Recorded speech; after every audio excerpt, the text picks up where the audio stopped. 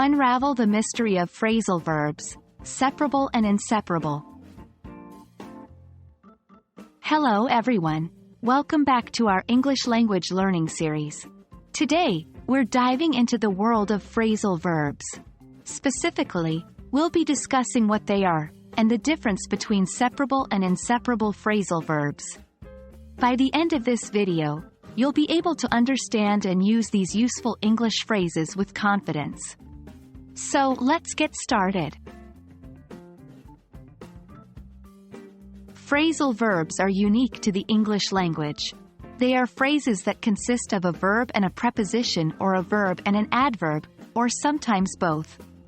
The important thing to remember is that these phrases take on a new meaning different from the original verb when they are used together. For instance, consider the verb to look. When combined with the preposition for, as in, look for, it means to search.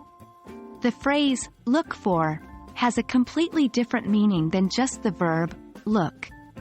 This is what makes phrasal verbs special. Now let's move on to separable phrasal verbs. The term, separable, means that the verb and the preposition or adverb can be split up. That is to say, you can insert other words, usually the object of the verb, in the middle.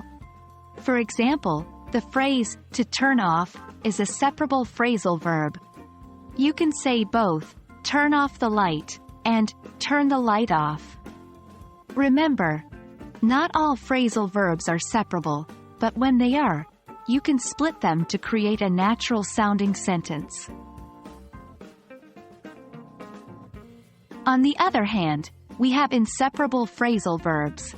As the name implies, these are phrases where the verb and the preposition or adverb cannot be separated.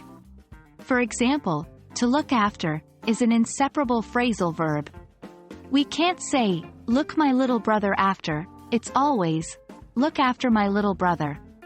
So, the verb and the preposition must always stick together. Knowing which phrasal verbs are separable and which are inseparable just takes a bit of practice, but it's crucial for mastering English grammar. That's all for today, folks. We hope you now have a better understanding of phrasal verbs, specifically separable and inseparable phrasal verbs.